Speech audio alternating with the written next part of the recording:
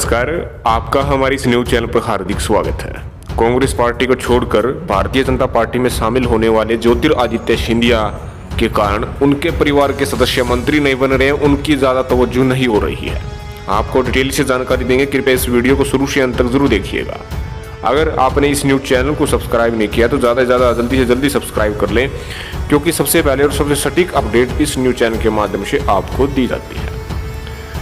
आपको पता है कि कांग्रेस पार्टी में सबसे कद्दावर नेता थे राहुल गांधी के सबसे करीबी नेताओं में ज्योतिरादित्य सिंधिया का नाम लिया जाता था, लेकिन अपनी महत्वाकांक्षा की पूर्ति के लिए कांग्रेस पार्टी को छोड़कर भारतीय जनता पार्टी में ज्योतिरादित्य सिंधिया शामिल हुए थे और साथ ही कांग्रेस के 22 बागी विधायकों को भी लाने का कार्य सिंधिया ने किया था।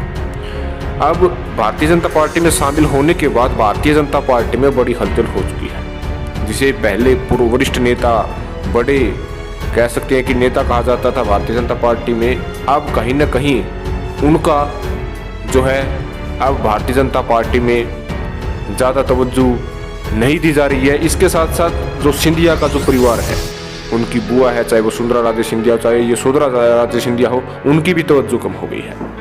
आपको पता है कि यशोधरा राजे सिंधिया काफ़ी बार विधायक रह चुकी है और अब की बार भी विधायक है।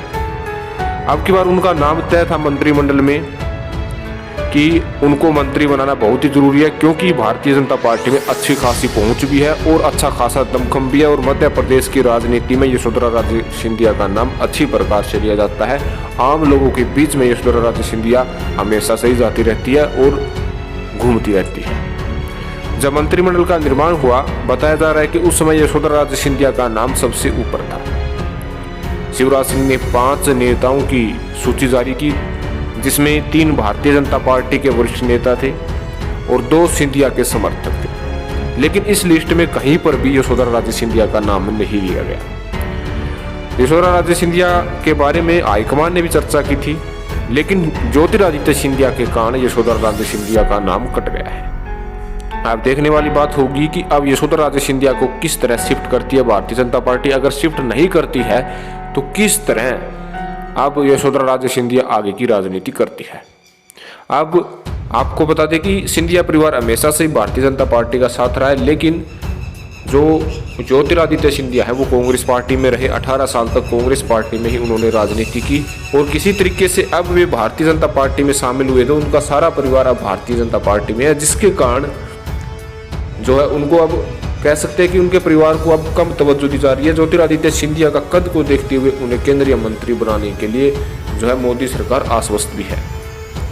अब यशोधरा राजे सिंधिया क्या वास्तव में बगावत करेगी या फिर अपनी मन के मुताबिक जो है वे विधायक तक ही रहेगी, ये देखने वाली बात होगी। हालांकि बताया जा रहा है कि जैसे ही कोरोना वायरस का ये सिलसिला, महामारी का सिलसिला खत्म होगा, उसके बाद मध्य प्रदेश में शिवराज सिंह चौहान अपने मंत्रिमंडल का और भी विस्तार कर सकते हैं। हालांकि मध्य प्रदेश में आने वाला उपचुनाव भी महत्वपूर्ण है।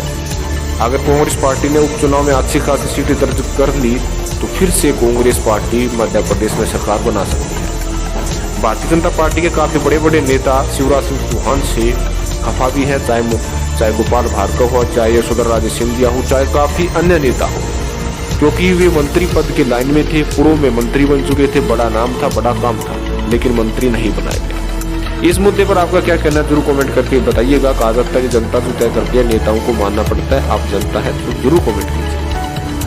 हम आपके सामने नई वीडियो के साथ जल्द पेश होंगे। तब तक के लिए आप हमारे इस न्यूज चैनल को जरूर सब्सक्राइब कीजिएगा। धन्यवाद। जय हिंद, जय भारत।